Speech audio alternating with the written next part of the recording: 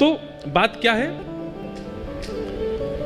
वृंदावन की प्राप्ति श्री जी की कृपा से, वृंदावन में वास सखीन सहचरीन की कृपा से, पर वृंदावन का अनुभव ये तो रसिक संतन की कृपा से होएगा, ये तो रसिकन की कृपा से होएगा। उनको ढूंढो, उनके चरण वंदन करो।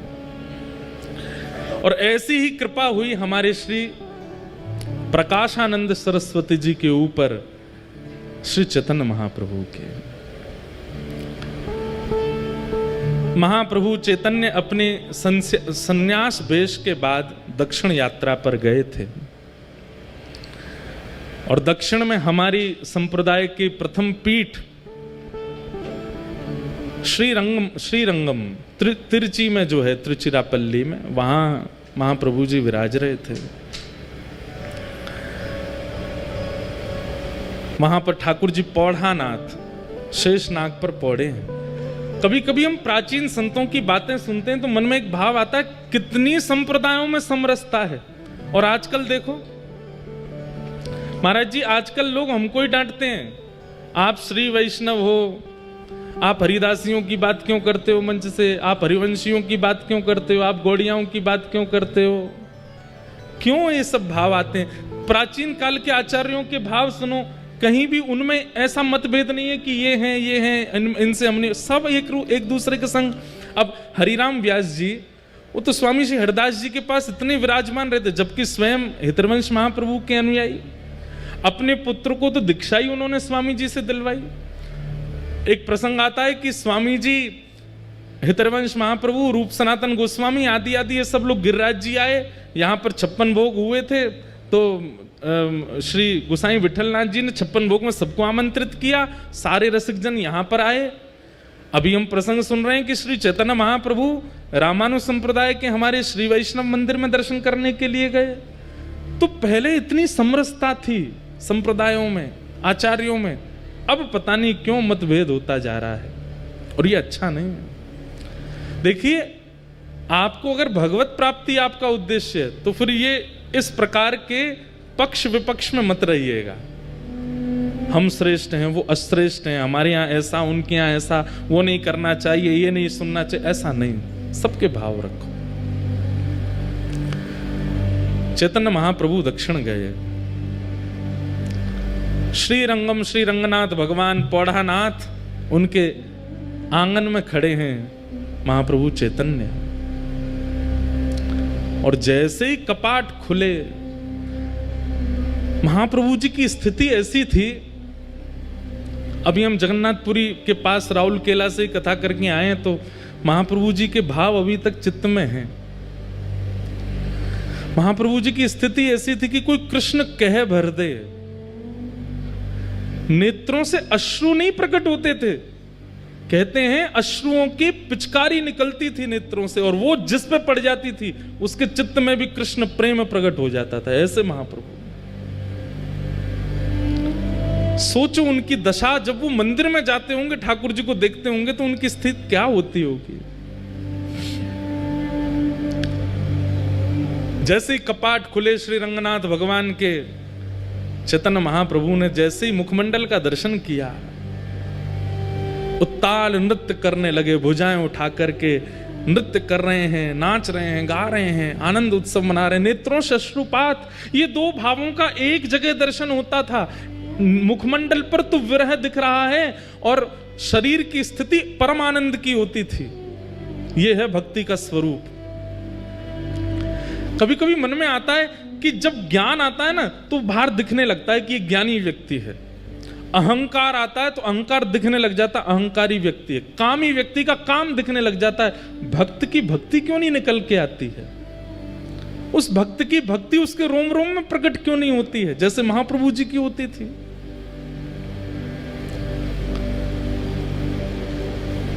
चैतन्य महाप्रभु भाव नृत्य कर रहे थे। अब वहां कोई उनको कुछ समझ रहा है, कोई उनको कुछ समझ रहा है, लेकिन श्री रंगनाथ भगवान की आरती कर रहे श्री वेंकट भट्ट जी, गोपाल भट्ट जी के पिताजी, जिन्होंने श्री राधारमण लाल जी को प्रकट किया, ऐसे श्री गोपाल भट्ट जी के पिताजी श्री वेंकट भट्ट जी रंगनाथ प्रभु की आरती करने के बाद जैसे ही उन्होंने दर्शनार्थियों की ओर देखा प्रसाद वितरण के लिए, और दर्शनार्थियों में जैसी उनकी दृष्टि पड़ी श्री महाप्रभु चैतन्य पर, आप विश्वास नहीं करेंगे उनको क्या अनुभव हुआ। चैतन्य महाप्रभु को देखकर के उनके पलक झपकनी भूल गई, अपनी जिस अवस्था में थे उसी अवस्था में रह गए, अंदर गर्भगृह में वेंकट भट्टी जी। और थोड़ी देर में वो क्या देखते हैं कि चैतन्य महाप्रभु तो अंतर्ध्यान हो गए, साक्षात नारायण नृत्य कर रहे हैं महाप्रभु जी के रूप में, और वे अपने नेत्रों पर विश्वास नहीं कर पा रहे। अपनी आंख मीटते हैं, खोल के देखते हैं तो चैतन्य महाप्रभु हैं, और जैसे ही थोड़ी देर देखते हैं तो थोड़ी देर में ही गौर चैतन्य महाप्रभु श्याम हो जाते हैं, और मानो जैसे नारायण ही नृत्य कर रहे हैं। जैसे ही गर्भगृह में देखते हैं तो गर्भगृह में देखते हैं कि ठाकुर जी शेष शैया पे हैं ही नहीं, वो तो बाहर नृत्य कर रहे हैं। कभी दोनों युगल नृत्य करते हैं, कभी एकांत में चैतन्य महाप्रभु नृत्य करते हैं। इस स्थिति को देख करके श्री वेंकट भट्टी जी पहचान गए कि ये कोई सामान्य नहीं है। इनके नृत्य को कोई सामान्य समझ रहा होगा, इनके भाव को कोई कुछ समझ रहा होगा, पर ये सामान्य नहीं है, क्योंकि मुझे जो अनुभव हुआ वो मैं कैसे कहूं। बंधुओं, जब किसी महापुरुष का दर्शन करते हैं ना, तो उनका दर्शन करके उनके रूप, उनकी चाल, उनके पहनाव, उनके तिलक आदि, इन सबको अगर आप देख रहे हो तो अभी कुछ दिखा नहीं। अच्छा सुनो, हमारे बाबा गाते होंगे हरिप्रिया जी के पद, हरिप्रिया जी के पद सुने होंगे आपने। हरिप्रिया जी पुरुष थे, सब छोड़ करके गिरिराज जी आ गए। राधा कुंड में उनके गुरुदेव विराजमान रहते थे, तो अपने गुरुदेव को प्रणाम करके बोले मुझे आपसे गुरु दीक्षा लेनी है। तो महापुरुष बोले राधा कुंड पे बैठे बैठे, बताओ तुमको क्या दिख रहा है।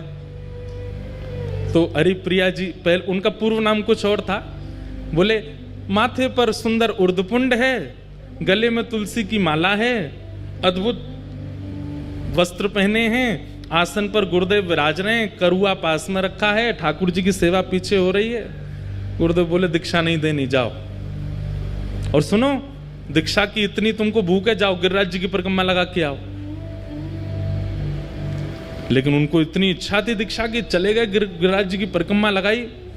परिक्रमा लगा करके 5-6 घंटे में लौट करके राधा कुंड जैसे ही पहुंचे, चरणों में प्रणाम किया, बोले गुरुदेव परिक्रमा हो गई, अब दीक्षा दे दो। उन्होंने फिर वही प्रश्न किया, क्या दिख रहा है तुम्हें? कुछ दिख ही नहीं रहा था। बोले माथे पे उर्दपुंड है, गले में तुलसी माला है, नीचे वस्त्र पहने हैं, पीछे ठाकुर जी की सेवा है, बगल में राधा कुंड है, इधर श्याम कुंड है, आदि आदि। फिर से जाओ परिक्रमा लगा के आओ, एक और परिक्रमा लगाओ। निष्ठा इतनी थी उनकी कि थके हारे थे, लेकिन फिर से चले गए परिक्रमा में। अब की बार उनको 6 की जगह 9 घंटे लग गए परिक्रमा करते करते, पैरों में छाले पड़ गए। 2 परिक्रमा में ये हालत हो जाती है। बेचारे गिरते पड़ते जैसे तैसे आए, प्रणाम किया, गुरुदेव अब दीक्षा दे दो। पूछे अब क्या दिख रहा है तुम्हें? तो रोने लगे, बोलो मुझे कुछ नहीं दिख रहा, मुझे वही दिख रहा है, तिलक है, गले में कंठी माला है नीचे। बोले सुन, एक परिक्रमा और लगा के आ। तीसरी परिक्रमा की स्थिति कैसे बन जाएगी हमारे, जबकि गिरिराज जी में बाबा हैं, 3 परिक्रमा लगा में, लेकिन उनकी भाव दशा देख करके आप घबरा जाओगे। एक परिक्रमा में हमारी हालत खराब होती है। गुरुदेव बोले जाओ एक परिक्रमा और लगा के आओ। गुरु आज्ञा मान करके चले तो गए, लेकिन गुरु की आज्ञा पर संशय नहीं किया, गुरु की आज्ञा पर बिल्कुल विचार नहीं किया, अपने पैरों के फोड़ों पर, पैरों में छालों पर चिंता नहीं की। गुरु आज्ञा कर रहे हैं, कुछ तो होगा, निकल गए। तीसरी बार जैसे वो जाने लगे तो उनके गुरुदेव पीछे बैठे बैठे देख रहे थे, उनके चरण की ओर देखा, छाले पड़े हैं, स्थिति चलने की नहीं है, और मैंने परिक्रमा की आज्ञा दी है, 22 किलोमीटर लगा के आनी है, तब दीक्षा मिलेगी, और ये चल दिया। तुरंत मन में आ गया भाव, श्री जी यहाँ पे कृपा करो। अब जैसे ही वो गिरिराज जी की परिक्रमा में गए तो उनको पहले तो लोग दिख रहे थे, पहले तो माताएं दिख रही थी, पहले तो भाई लोग दिख रहे थे। अब पता, अब लिख रहा है कि सब सहचरियां हैं, सब किसी के हाथ में चंवर है, किसी के हाथ में बीड़ा है, किसी के पास कुछ है, किसी के पास, सब अलग अलग दिख रहे हैं। साक्षात गिरिराज जी ऐसे लग रहे हैं मानो कोई निकुंज भवन है, या कि कोई अटारी पर कभी श्री जी आ रही हैं, कोई अटारी पर श्याम सुंदर आ रहे हैं, कभी कहीं से मोर बोल रहे हैं, कहीं कहीं वीणा बज रही है, कहीं पर बंशी बज रही है। अब पूरी दृष्टि ही बदल गई। 24 घंटे लगे उनको और वृंदावन में संपूर्ण ब्रज का दर्शन कर लिया, संपूर्ण निकुंज लीला का दर्शन कर लिया। लौट करके जैसे ही अपने गुरुदेव के पास आए, प्रणाम किया, बोले लाला अब क्या दिख रहा है? तो अपने गुरुदेव को देख के कहते हैं, एक सखी विराज रही है, सुंदर नथनी पहनी है, कानन में कुंडल है, नेत्रन में काजल लगे हैं, सुंदर चुनरी ओढ़ी है, पीछे दर्पण है, बहुत सुंदर मणि मंडित नीचे सब फर्श है, यहां श्याम कुंड है, यहां राधा कुंड है, और मेरे गुरुदेव की गोद में प्रिया प्रियतम दोनों विराजमान है। जैसे ये दर्शन हुए तब उनको स्वीकार किया और उनका नाम रखा है श्री हरि प्रिया। उनके बड़े पद रसिक जन गाते हैं, एक आध दिन हम भी गाएंगे कथा में, श्री हरि प्रिया। मैं क्या बताना चाह रहा हूं आपको कि ब्रज में रहने वाले रसिक महापुरुष अगर इनके मन में आ गई कि याकू ब्रज को अनुभव होना चाहिए तो हो जाएगा। आपके अनेक प्रयासों से नहीं होगा, आपके अथक प्रयासों से नहीं होगा, किसी रसिक के मन में आ गई कि इसको ब्रज प्राप्त हो तो हो जाएगा।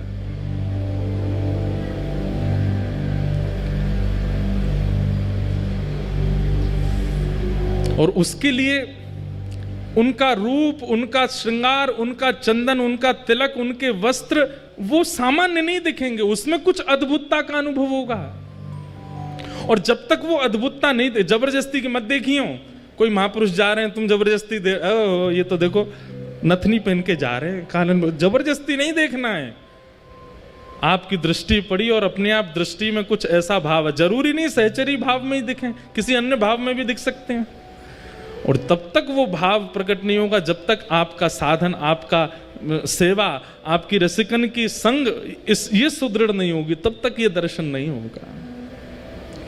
हम आप सब तो सही बताएं, जबरदस्ती बस आ गए वृंदावन में, हम लोगों को अनुभव है ही नहीं रहे होने की भी। गोपाल भट्ट जी के पिताजी वेंकट भट्ट जी ने महाप्रभु जी को देखा। श्री रंगनाथ भगवान की निज सेवा करने वाले वेंकट भट्ट जी बाहर आए और आकर के हाथ जोड़ के कहा, आप कौन हैं? मैं जब से आपको देख रहा हूं मेरे नेत्र आपसे हट नहीं रहे।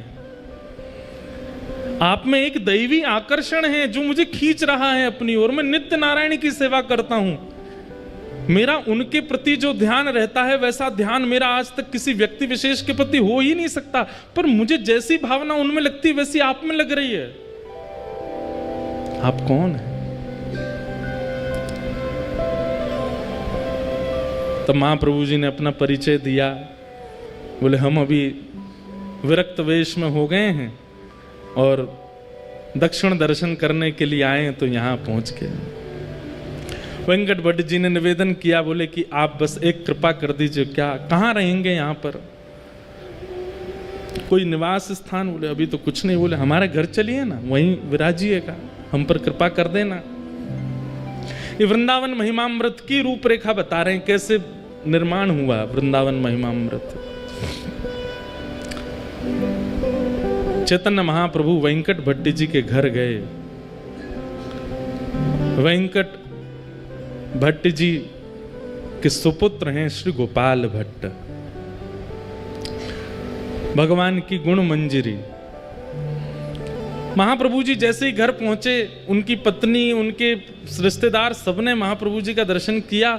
लेकिन जैसे ही श्री गोपाल भट्ट जी ने दर्शन किया, गोपाल भट्ट जी तो मानो जैसे उनकी भी स्थिति ऐसी हो गई, पलक झपकना भूल गए, पैर धर कहीं रहे, जा कहीं रहे, देख करके अपने वश में अपना शरीर नहीं है, ऐसी स्थिति हो गई।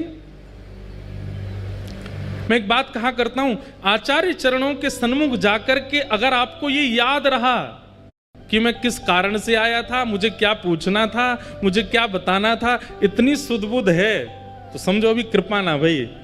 विस्मृति हो जाए, भूल गए सब, तब समझो कि हां अब दर्शन भये महापुरुष के।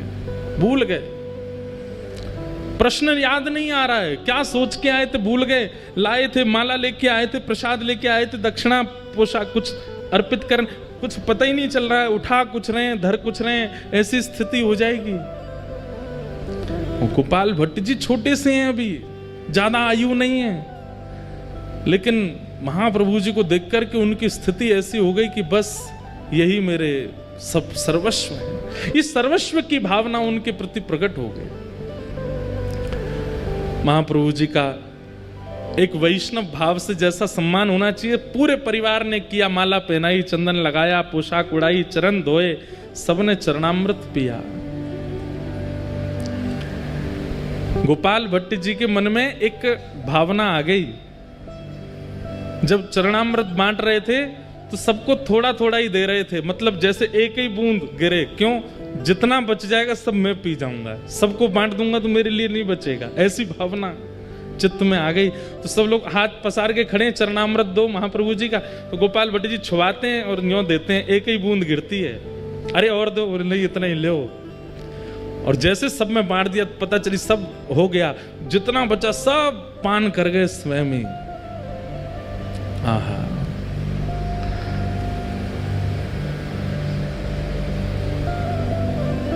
गोपाल भट्ट गोस्वामी पर कृपा हुई, खूब सत्संग हुआ, आनंद हुआ।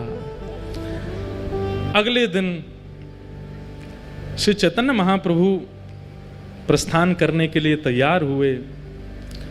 वेंकट भट्ट जी ने निवेदन किया, बोले कि महाप्रभु जी आप कहाँ जा रहे हैं? बोले अब यात्रा हो गई हमारी, अब आगे चलेंगे। बोले आज आषाढ़ शुक्ल एकादशी है, आज से चातुर्मास प्रारंभ हो रहा है, आपका प्रथम विरक्त वेश है, अब आप नहीं जा सकते यहाँ से, 4 महीना तो हिल नहीं सकते। और पूरा घर नृत्य करने लगा। चैतन्य महाप्रभु चिंता में बैठे, बोले कि ये क्या हुआ, आज से चातुर्मास प्रारंभ हो गया, मुझे तो याद ही नहीं था। और सबसे प्रसन्न होकर के झूम रहे हैं श्री गोपाल भट्ट गोस्वामी, छोटे से। बोले तो हम पर कृपा करने के लिए ऐसा योग बना है कि आप भूल गए और वो दिन आ गया कि अब आपको यहीं रहना पड़ेगा। महाप्रभु जी बोले कैसे बताऊं कि गोपाल भट्ट तुम गुणमंजरी हो, तुम ही वृंदावन में श्री राधा रमण जी को प्रकट करोगे। और राधा रमण प्रकट करता पर 1 आध 2 दिन 4 दिन की कृपा नहीं, यहाँ तो 4 महीना एक रसिक, एक महापुरुष की कृपा होगी, दृष्टि होगी, आस्वादन होगा, संग मिलेगा, तभी तो श्री गोपाल भट्ट जी प्रकट करेंगे।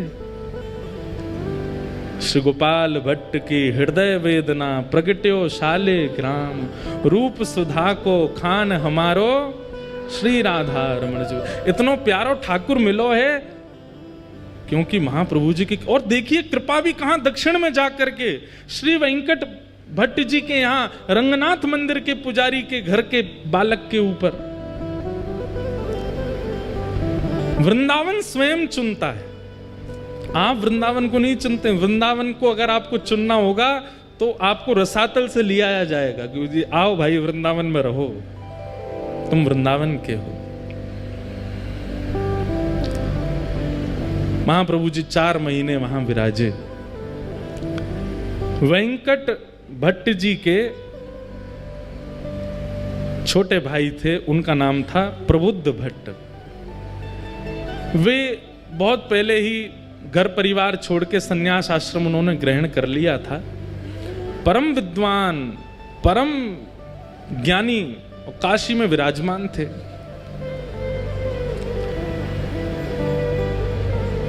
ऐसा ज्ञान था उनका कि उनके जैसे उन्होंने 10,000 शिष्य बनाए, मतलब ना ज्यादा ना कम, अपने जैसे ही 10,000 बना दिए, इतने ज्ञानी थे। उनके सामने बड़े बड़े विद्वान टिक नहीं पाते थे। प्रबुद्ध भट्ट देखो, एक महापुरुष एक परिवार में जाकर के एक नहीं कितनों पर कृपा करता है। ये तो गोपाल भट्ट जी सामने बैठे हैं, प्रबुद्ध भट्ट तो है ही नहीं वहां पर, वो तो काशी में है।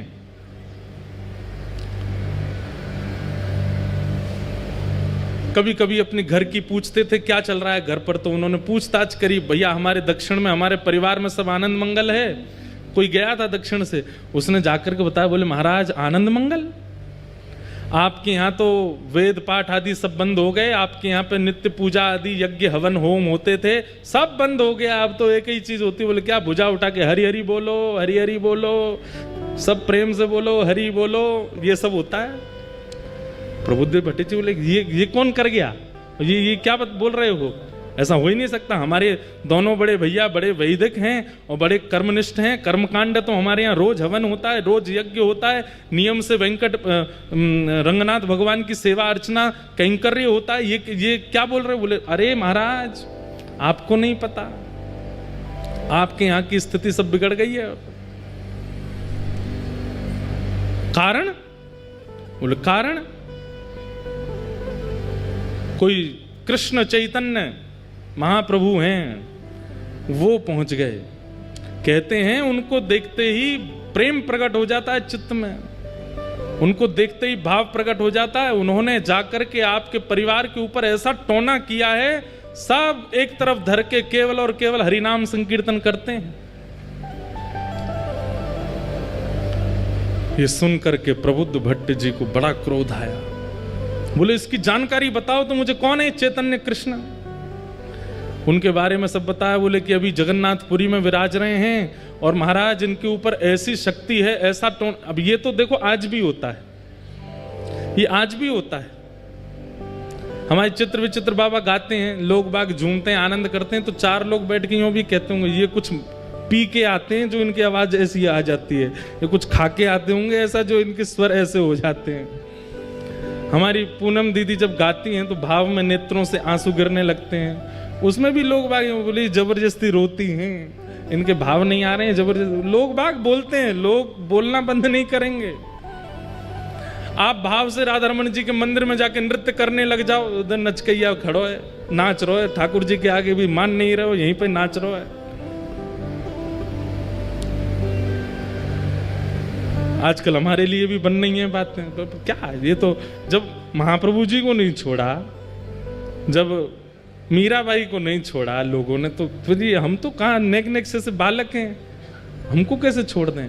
और ये भी कृपा है आपके लिए। चार लोग यूं कहें पाखंड है तब समझो कि हाँ बढ़िया है, ये भक्ति के आसपास सिक्योरिटी गार्ड तो भी आ गए।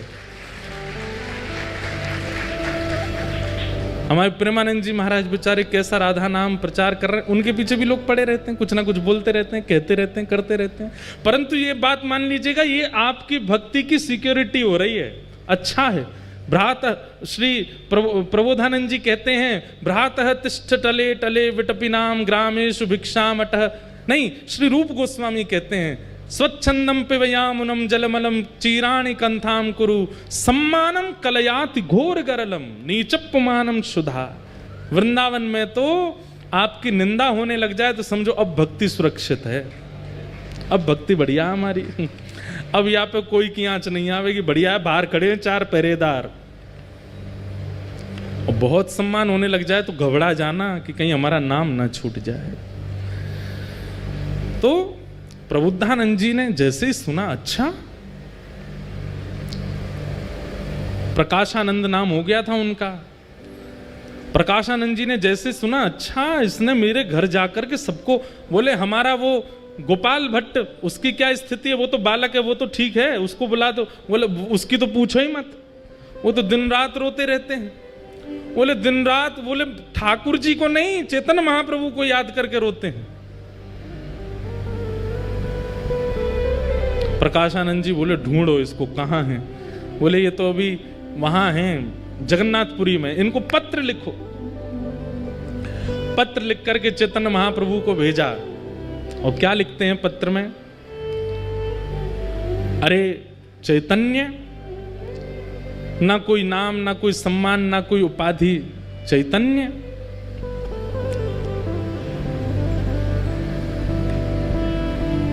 सन्यासी हो, सुना है हमने, लेकिन सन्यासी होकर के तुम बहुत नाचते हो, उछल उछल करके नाचते हो, गाते हो, ये सन्यासियों का स्वरूप है। अरे सन्यासी हो तो सन्यासियों की तरह रहा करो। ये किस प्रकार का रूप प्रकट कर रहे हो?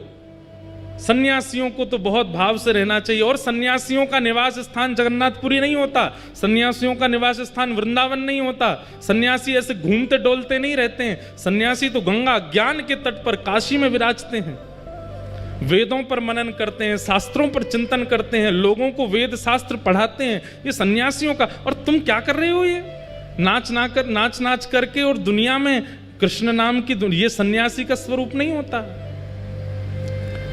चैतन्य महाप्रभु गंभीरा में विराजमान थे, जगन्नाथपुरी में भावावेश में रहते थे। प्रकाशानंद जी का पहुंचा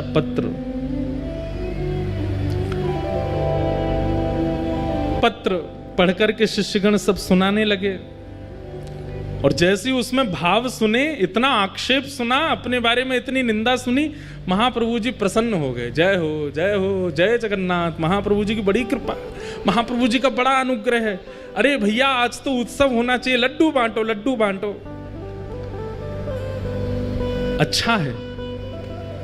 जय हो हमारे गोपेश बाबा की जय हो। गौ माता की पूरे ब्रजमंडल में और पूरे भारतवर्ष में सेवा के प्रकल्प को लेकर के खूब महाराज जी सजग रहते हैं।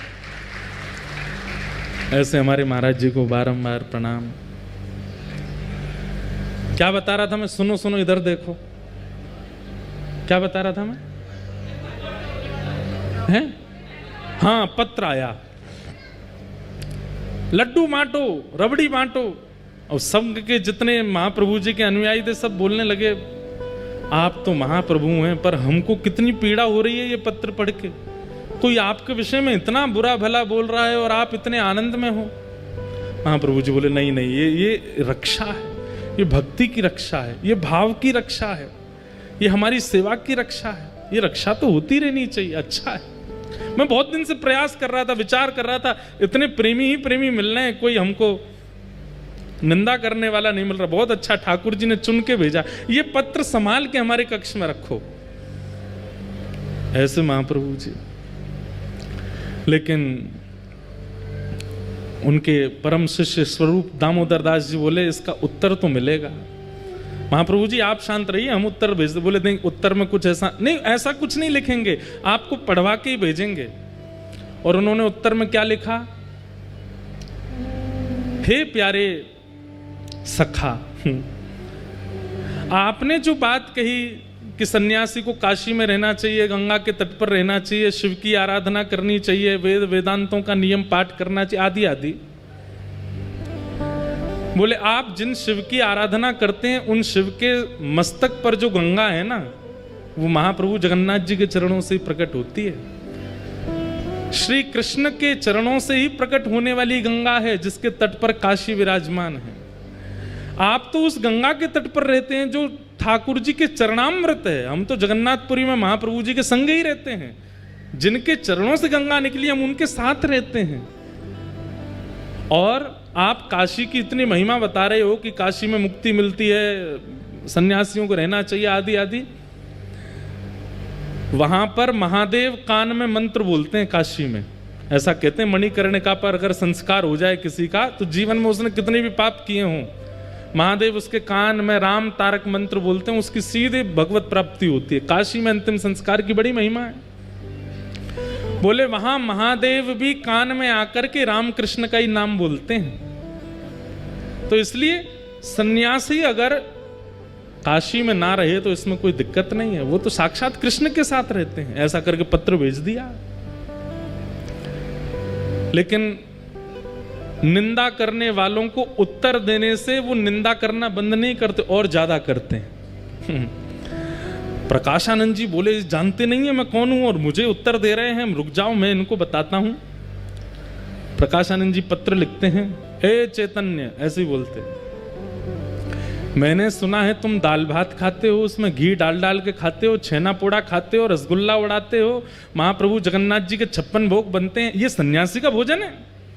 सन्यासी तो एक समय पाता है, सन्यासी को तो ऐसे रहना चाहिए, सन्यासी तो आसन नहीं रखता, सन्यासी अपने भवन नहीं बनाता, सन्यासी ऐसे नहीं करता, आदि आदि सब बात बोल दी। बोले तुम तो नृत्य करते हो, ठुमक ठुमक के नाचते हो, उछल उछल के कीर्तन करते हो ठाकुर जी का, और 56 भोग उड़ाते हो। अरे तुम जानते हो वशिष्ठ ऋषि, तुम जानते हो कैसे कैसे सन्यासी परंपरा में हुए, उन्होंने भोजन प्रसाद त्यागा, तब जाकर के ठाकुर जी का भजन किया।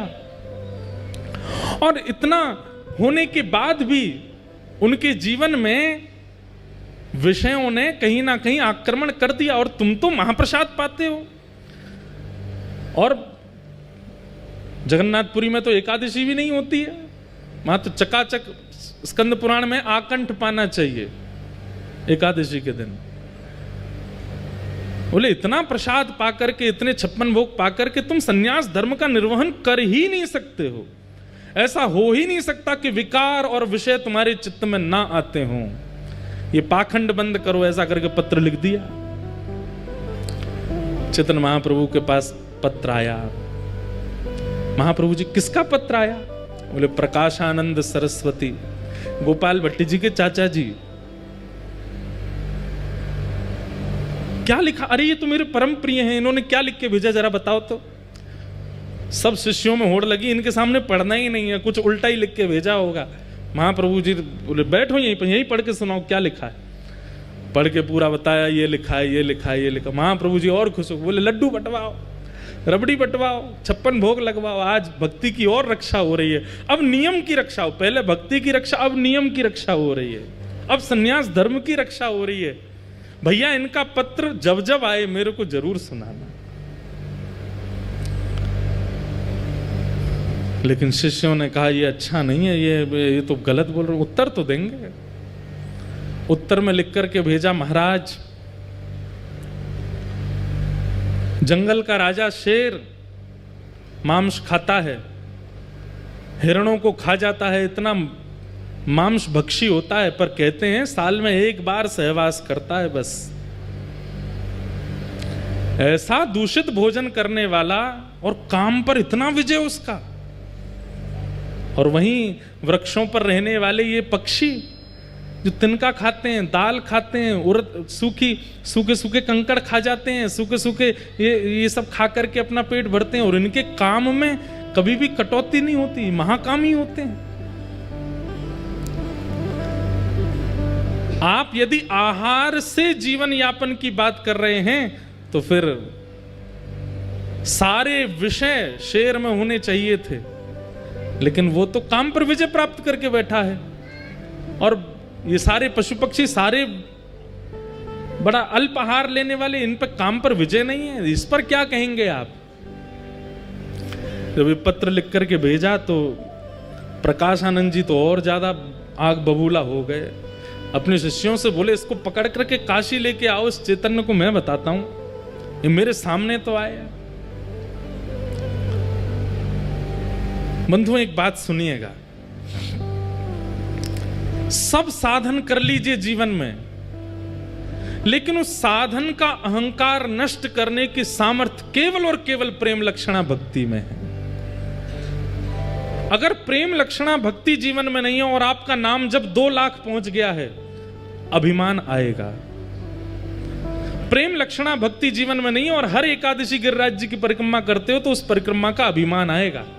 सेवा का अभिमान सामान्य अभिमान से ज्यादा भयानक है। कई लोगों को सेवा का अभिमान हो जाता है, हम इतना नाम जप करते हैं, हम ऐसी सेवा करते हैं।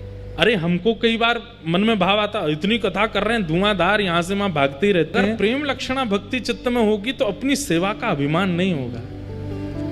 प्रेम लक्षणा भक्ति तो दैन्यता लाती है, दीन बनाती है, सरल बनाती है, सहज बनाती है। प्रकाशानंद जी के पास सब कुछ है, लेकिन भक्ति नहीं है, प्रेम नहीं है। उनको वेद वेदांत कंठस्थ याद हैं, जहां से जब चाहे उस श्रुति का पाठ शुरू कर देते हैं, लेकिन प्रेम भक्ति नहीं है।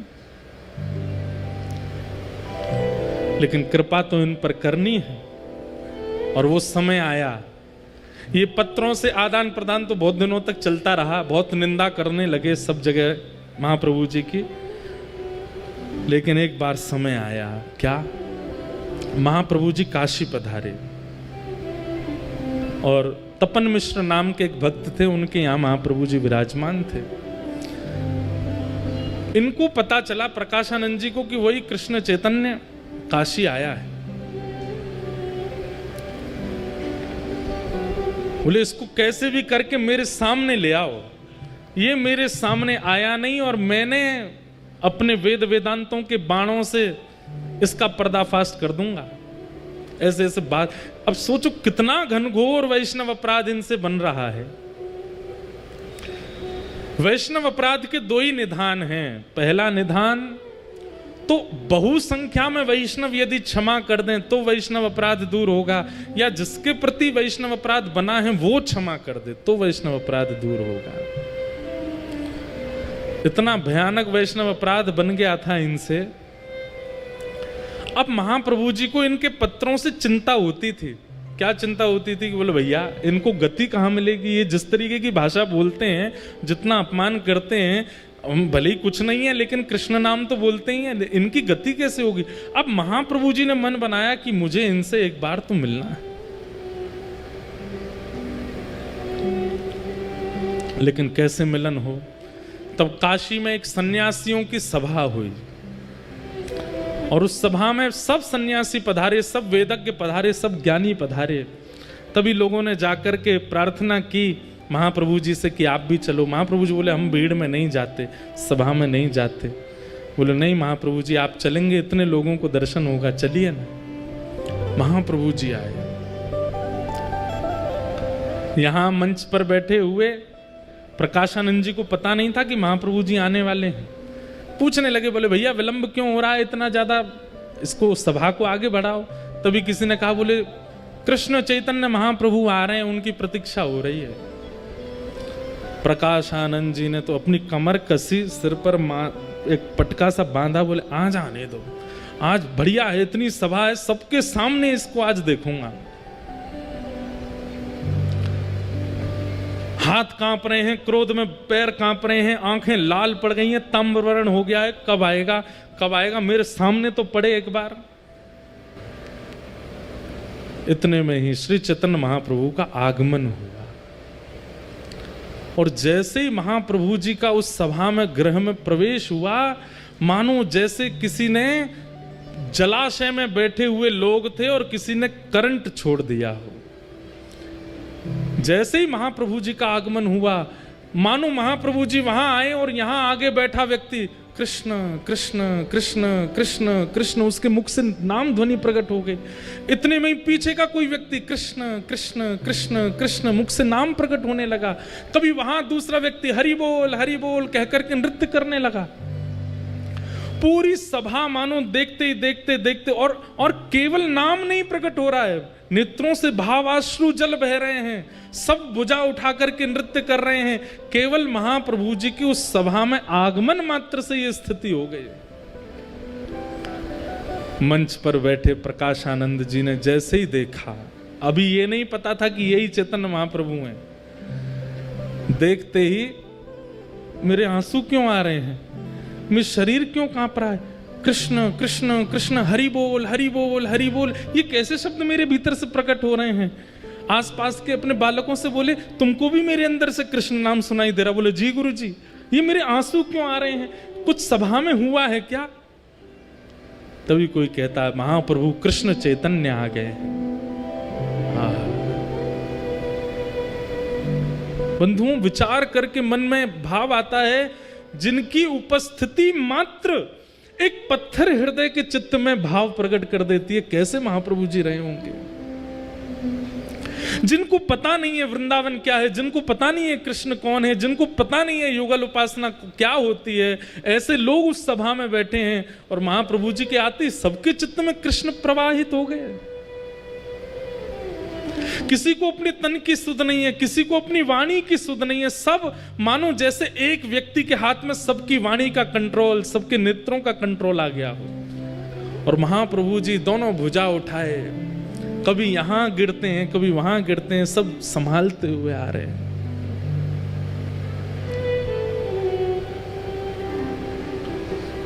प्रकाशानंद जी अपने क्रोध विरोध को तो भूल गए, मुख से नाम प्रकट हो गया, नेत्रों से आंसू प्रकट हो गए। और तभी चेतन महाप्रभु आए और आकर के ऐसे ही नीचे सभा में ही एक जगह ऐसी बना दी लोगों ने। अच्छा, एक बात मैंने पढ़ी कि लोग बाग स्पर्श करने जाते थे महाप्रभु जी का, तो संग में जो उनके गोस्वामी आदि सब रहते थे वो स्पर्श नहीं करने देते थे। क्यों? क्योंकि ऐसी भाव साम्राज्य में रहते थे महाप्रभु जी, अगर किसी ने स्पर्श कर लिया तो वो सह नहीं पाएगा। तो अपने आप ही पहले जगह कर दी, भैया दूर दूर बैठो, इनका स्पर्श मत करना। महाप्रभु जी आकर के बैठ गए और भाव से बैठ करके सब सन्यासियों को प्रणाम किया, सबके चरण रज को अपने माथे से लगाने लगे। पता नहीं प्रकाशानंद जी को क्या हो गया, लोग बाग प्रकाशानंद जी को देख रहे हैं कि अब ये क्या बोलेंगे, लेकिन प्रकाशानंद जी तो अत्यंत भाव में आ गए, उठ करके नीचे आए, बोले जय हो। आप नीचे क्यों बैठ के, ऊपर आइए ना। नहीं नहीं, मेरा स्थान यहीं ठीक है। तो जैसे कोई नीचे बैठ जाए तो उसको पकड़ के ऊपर लाते हैं, तो जैसे ही हाथ पकड़ा महाप्रभु जी का, सब बोले ये नहीं करना था इनको, और जैसे ही स्पर्श किया है, हाँ कृष्ण हाँ कृष्ण हाँ कृष्ण कह करके वहीं गिर पड़े प्रकाशानंद जी। शरीर पूरा कंपन होने लगा, नेत्रों से आंसू गिरने लगे। महाप्रभु जी ने किसी से कहा इनको संभालो। सुनने में इस स्थिति को हम अनुभव ही नहीं कर पाएंगे जो स्थिति होती थी। हमारे अष्ट सखा गाते हैं, एक हमारे अष्ट सखाओं में एक सखा हुए, उनका नाम था छीत स्वामी। क्या नाम था? पहले इनका नाम था छीतू पंडा। क्या नाम था? ये बड़े उग्र स्वभाव के और मजाक मतलब संतों की उपहास करना, उनकी मजाक उड़ाना।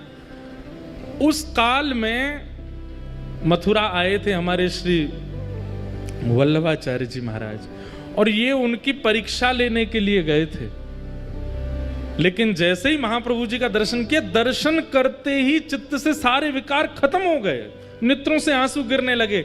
छीत स्वामी जी ने एक पद गाया, और वही पद आज प्रकाशानंद जी के मुख से मानो प्रकट हो रहा हो महाप्रभु जी को देख करके। भई अब गिरधर सो पहचान, भई अब गिरधर सो पहचान, भई अब गिरधर सो पहचान, भई अब गिरधर सो पहचान। मतलब रसिक जनों के दर्शन बिना पढ़े बिना सुने, केवल दर्शन से ठाकुर जी की अपने आप पहचान होने लग गई। ठाकुर जी अपने आप समझ में आने लगे। कहां इतनी कथाएं, इतने प्रवचन सुनने के बाद भी ठाकुर जी का अनुभव नहीं होता, लेकिन एक रसिक की दृष्टि मात्र पढ़ने से ठाकुर जी से पहचान होने लगी। छीत स्वामी जी कह रहे हैं, मैंने कोई साधन नहीं किया, मैंने यमुना स्नान नहीं किया, मैंने कभी जाप नहीं किया, लेकिन इनके सामने बैठने मात्र से मुझे ठाकुर जी के रूप का बोध हो गया। तब उन्होंने ये गाया, भाई अब गिरधर सो पहचान, भाई अब गिरधर सो पहचान। कपट रूप छलवे को आयो, कपट रूप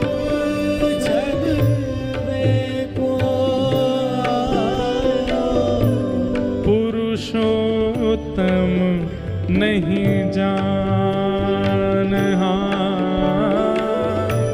पुरुषोत्तम नहीं जान, भई अब गिरधर सो पहचान, भई अब गिरधर सो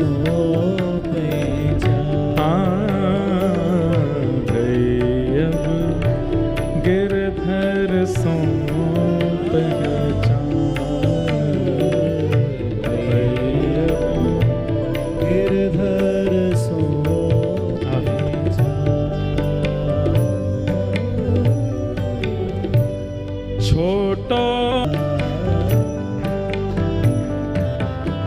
यही स्थिति हुई है प्रकाशानंद जी की। महाप्रभु जी को देख करके क्रोध विरोध तो सब भूल भाल गए, नीचे बैठ गए और सामने बस देख रहे हैं अपलक नेत्रों से। मुख से कृष्ण नाम ध्वनि निकल रही है, नेत्रों से अश्रुपात हो रहा है। लेकिन थोड़ी देर बाद अपने आप को समझाने लगे, ये सब माया है, ये जादूगर है, इसने जादू कर दिया, टोना कर दिया मेरे ऊपर। लेकिन दर्शन का कुछ तो प्रभाव होता। प्रभाव क्या हुआ कि वाणी में शीलता आ गई। चाह तो रहे थे कि मैं थोड़ा कठोर बोलूं, कुछ गड़बड़ बोलूं, कुछ उल्टा सीधा बोलूं, लेकिन बोल क्या रहे हैं? कैसे हो आप? ठीक हैं? आप ऊपर नहीं विराज रहे, नीचे ही बैठ रहे। और खुद मन में सोच रहे मैं इतना प्रेम से क्यों बात कर रहा हूं। वो सोच रहे मुझे तो क्रोध करना है, मुझे तो चिल्लाना है इनके ऊपर, लेकिन अब अपने वश में नहीं है। ये होता है रसिकों के दर्शन से। महाप्रभु जी बोले आपकी सबकी कृपा है। प्रकाशानंद जी बोलने लगे मैं आपसे एक शिकायत करना चाहता हूं। बोले क्या? सन्यासियों को इतना नाचना नहीं चाहिए। आप इतना रोते हो, इतना ज्यादा अच्छी बात नहीं है ये। अरे सन्यासी तो पूरे विश्व को ज्ञान देता है, उसकी रहनी उसकी करनी से लोग प्रभावित होते हैं। आप क्या करते हैं इतना? मुझे लगता है आप पढ़ते नहीं हो, आपको पढ़ना चाहिए। महाप्रभु जी बोले हमको तो कुछ आता ही नहीं है, हम तो बिल्कुल अज्ञानी हैं, पढ़ाई लिखाई हमसे होती नहीं थी। तो हमारे गुरुजी ने गलती से बहुत मेहनत करके 6 साल लगे हमको एक श्लोक याद करवाया। बोले कौन सा श्लोक याद कराया? जब बताओ तो। अब वेदक हैं, ज्ञानी हैं, तो सुनने बैठ गए। बताइए कौन सा श्लोक याद कराया? बोले हरेर नाम हरेर नाम हरेर नामैव केवलम कलौ नास्त्यैव नास्त्यैव नास्त्यैव गतिरन्यथा। केवल हरि नाम हरि नाम हरि नाम, इसी से कल्याण होगा। कलयुग में और किसी से कल्याण होने वाला नहीं है। प्रकाशानंद जी बोले और आपने ये श्लोक याद करके जीवन में उतार लिया? बोले हाँ हमने तो भैया, मैं क्या बताऊं, गुरुजी ने ये श्लोक याद करा दिया, फिर हमने इसका अर्थ पूछा तो गुरुजी ने बताया कलयुग में केवल नाम से उद्धार होगा। फिर हमारे गुरुजी ने हमको महामंत्र दे दिया। बोले क्या है महामंत्र? बोले हरे कृष्ण कृष्ण कृष्ण हरे हरे, हरे राम राम राम। बोले बस ये 2 ही आते हैं हमको, और कुछ नहीं आता। और महाप्रभु जी है वो तो सब जानते हैं, लेकिन बोल रहे हैं हाँ। बोले बस ये 2 ही आते हैं हमको, और कुछ नहीं आता। और महाप्रभु जी है वो तो सब जानते हैं, लेकिन बोल रहे हैं। प्रकाशानंद जी बोले आप एक काम करो अब। बोले क्या? अब मेरा लड़ने का मन नहीं है आपसे, आप अच्छे व्यक्ति हो, आपका स्वभाव स्वरूप देख के मुझे आप पे कृपा करने का मन हो रहा है। महाप्रभु जी बोले कर दो कृपा। बोले कृपा ऐसे नहीं करूंगा, तो पढ़ने आओ मेरे पास, मैं आपको वेद पढ़ाऊंगा। महाप्रभु जी बोले कब से आना है? आज से ही, आज से बढ़िया दिन है, आज से ही चलो। महाराज प्रकाशानंद जी हाथ पकड़ के ले गए अपने घर पे ही, जाकर के महाप्रभु जी को सामने बैठा। बोले पढ़ो हमारे साथ। महाप्रभु जी बैठ गए। 3 दिन हो गए पढ़ते पढ़ते। 3 दिन बाद प्रकाशानंद जी बोले आपको कोई पूछना नहीं है कुछ भी? 3 दिन से हम पढ़ाए जा रहे हैं, आपको सब समझ में आ गया? महाप्रभु जी बोले आपने कहा था सुनना है, समझने की आपने नहीं कही थी। आपने केवल कहा था सुनते रहो, हम सुनते ही जा रहे हैं, समझने की आपने कही नहीं हमसे। प्रकाशानंद जी सिर पकड़ के बैठ गए। बोले यही होता है, ये भक्ति जिन लोगों के चित्त में आ जाती है वो जितना कहो उतना ही करते हैं, उससे अधिक नहीं करते। बोले आप कृपा कर दो। बोले मैंने 3 दिन में क्या पढ़ा तुमको समझ नहीं आया? बोले सुनने के लिए कहा था, सुन तो हम रहे हैं ना, हम इधर देखते ना उधर, आपको देख के सुनते रहते हैं। प्रकाशानंद जी बोले ऐसे तुम्हारी गति नहीं होगी। बोले कैसे गति होगी? बोले इसको समझो भी। 3 दिन और पढ़ाया। 3 दिन बाद बोले अब समझ में आया। बोले अब हमको समझ नहीं आ रहा, हमारे गुरुजी पढ़ा पढ़ा के हार गए, वो नहीं समझा पाए, आप क्या समझाओगे हमको? बोले इतनी सरल भाषा में बोल रहा हूं फिर भी आपको समझ नहीं आ रहा। अरे ये तो शंकराचार्य जी की वाणी है, ये तो समझ में आनी चाहिए आपको, आद्य गुरु शंकराचार्य कह रहे हैं। महाप्रभु जी कहते हैं सुनिए सुनिए मेरी बात सुनिए। प्रकाशानंद जी बोले क्या क्या सुनना है? बोले आद्य गुरु शंकराचार्य जी ने पूरे विश्व को वैदिक ज्ञान प्रदान किया। ये कथा प्रकाशानंद जी को चैतन्य महाप्रभु सुना रहे हैं।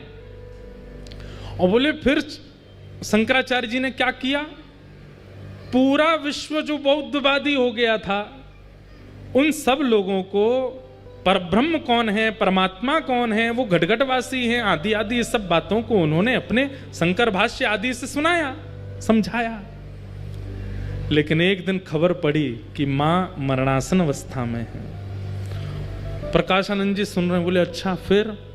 बोले शंकराचार्य जी गए अपनी मैया के पास, तो मां ने कहा बेटा मैंने सुना तूने पूरे विश्व का उद्धार किया, अपनी मां का भी उद्धार कर दे। तो शंकराचार्य जी सामने बैठकर के शंकर भाष्य सुनाने लगे, वेद वेदांतों की और सुंदर सुंदर भाव सुनाने लगे। ये श्लोक लो, ये मंत्र लो, ये लो, ये लो, ये परब्रह्म है, ये अणु में है, ये परमाणु में है, आदि आदि। माँ बोली बेटा मुझे समझ नहीं आ रहा है, मेरे जीवन के बहुत कम क्षण बचे हैं, कुछ सरल सा समझा जिससे मेरे चित्त में भाव आए।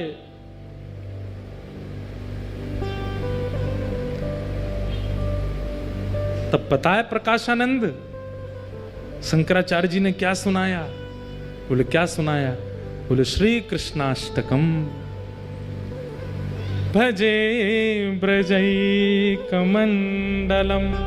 समस्त पाप खंडनम सुभक्त चित्तरंजनम सदैव नंदनंदनम सुपीच्छ गुच्छमस्तकम, जो पीली पीली पाग अपने सिर पर धारण करते हैं, सुनाद वेणुहस्तकम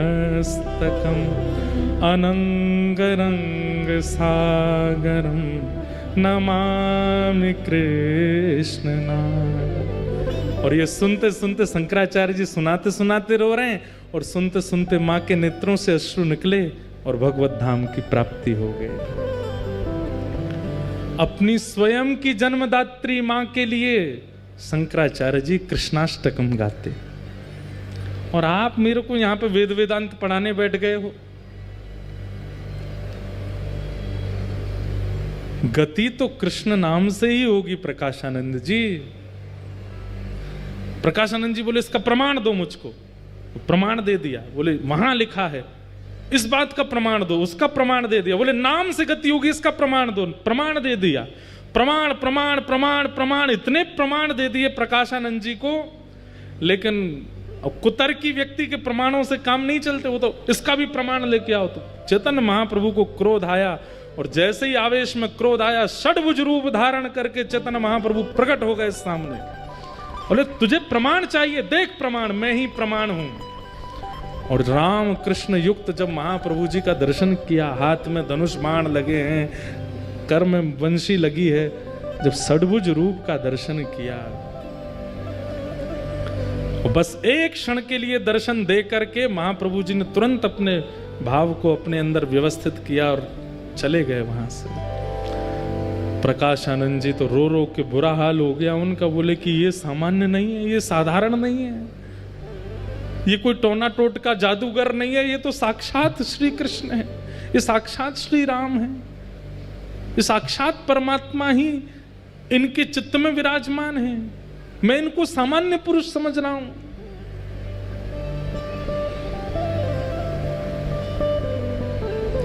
महाप्रभु जी के पास पहुंच गए, चरणों में जाकर के वंदन किया। बोले कि अब मुझ पर कृपा करो, मैंने वेद वेदांत उपनिषद किसी को नहीं छोड़ा, सब पढ़ लिख करके विद्वान बन गया, लेकिन मैं आज इतनी वृद्धावस्था में अनुभव कर रहा हूं कि मेरी तो अधोगति हो रही है। हे नाथ, मैं आपके चरणों में अपने नाक रगड़ के प्रार्थना करता हूं, मुझ पर कृपा करो। चैतन्य महाप्रभु ने प्रकाशानंद जी की ओर देखा। बोले अब एक ही कृपा है। बोले क्या? हम जो कहें वो करो। बोले क्या करना है? बोले इसी वक्त सब छोड़ के वृंदावन चले जाओ, श्रीधाम वृंदावन की प्राप्ति कर लो। और श्री वृंदावन में जाकर के वहां आपको रूप गोस्वामी मिलेंगे, सनातन गोस्वामी मिलेंगे, मधु पंडित मिलेंगे, आदि आदि सब मिलेंगे। हमारे रूप गोस्वामी जी ने श्री गोविंद देव जी को प्रकट किया है, सनातन जी को मदन मोहन जी मिले हैं, मधु पंडित को गोपीनाथ जी मिले हैं। आपके ही परिवार का एक बालक गोपाल भट्ट, जिसका नाम सुनकर के आप इतने बौखला गए थे, वह भी आएगा वृंदावन और उसके यहां भी ठाकुर जी प्रकट होंगे। आप उससे पहले वृंदावन जाइए और श्री वृंदावन की महिमा पर अपनी कलम चलाइए, वृंदावन की महिमा को प्रकट करो। प्रकाशानंद जी ने चरणों में प्रणाम करके कहा कि हे महाराज, मैं वृंदावन जा रहा हूं। वृंदावन का नाम सुनते ही नेत्र सजल हो गए। मैं वृंदावन जा रहा हूं, लेकिन मुझे पुनः आपके दर्शन कैसे होंगे? बोल कोई नहीं, गोपाल भट्ट जब आएंगे वृंदावन और एक दिन उनकी विरह वेदना होगी चित्त में, और तभी उनके सेवित शालिग्राम जी से राधा रमण लाल जी प्रकट होंगे। उन राधा रमण जी को ही देखते रहना, कभी कभी मेरा अनुभव हो जाएगा। गौर होले राधा रमण, उनमें ही मेरे भाव का दर्शन आपको हो जाएगा। अब शरीर से मेरा दर्शन आपको दोबारा नहीं होगा, वृंदावन जाओ। और श्री प्रकाशानंद जी महाराज वृंदावन के लिए निकले, चरणों में प्रणाम करके बोले पहले मेरा नाम बदलो, ये प्रकाशानंद नाम ही हटा दो, इसने मेरा सर्वनाश ही किया है, मेरा नाम बदल दीजिए। चैतन्य महाप्रभु ने कह दिया, बोले प्रकाश की आवश्यकता वृंदावन में किसी और से नहीं, वहां तो नित्य प्रकाश रहता है, इसलिए प्रकाशानंद नहीं, अब प्रबुद्धानंद जाएंगे वृंदावन। और प्रबोधानंद जी को वृंदावन भेजा, जिन्होंने वृंदावन की रस भी थी और कुंज गलियों में जाकर के वृंदावन महिमामृत ग्रंथ की रचना की। बोले वृंदावन बिहारी लाल की जय। ऐसे श्री धाम वृंदावन का प्राकट्य श्री प्रबोधानंद जी ने किया। किशोरी जी की कृपा से ब्रज मिल जाएगा, सहचरियों की कृपा से वास मिल जाएगा, पर वृंदावन के अनुभव तो किसी रसिक की कृपा से ही होंगे। अगर रसिक की कृपा नहीं भई तो वृंदावन का अनुभव हो पाना अति मुश्किल है, अति दुष्कर है। ऐसे वृंदावन महिमा में यही घटना घटी श्री हरिराम व्यास जी के साथ।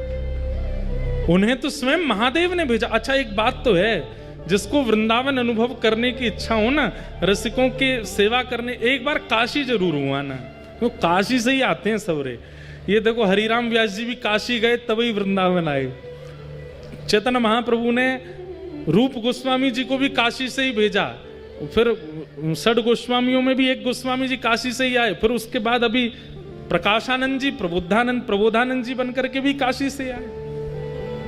लोग बाग इस बात का बड़ा खंडन करते हैं, कई लोग मुझे बहुत बड़ा भुला भी बोलते हैं, लेकिन ये बात प्रमाणित है, जो हमारे महादेव हैं वही कृपा करके ब्रज रस प्रदान करते हैं। महादेव जब अनुग्रह करते हैं, महादेव जब अति कृपा करते हैं, तब वृंदावन रस को उपहार रूप में भेंट करते हैं। काशी में जाकर के पहले अपनी दर्शन करके महादेव को परखवाया कि हम हैं कि नहीं वृंदावन के लायक। महादेव यदि चुन लेंगे तो फिर रसिकों की कृपा हो जाएगी, वृंदावन रस की प्राप्ति हो जाएगी। ऐसे श्री धाम वृंदावन का रस है।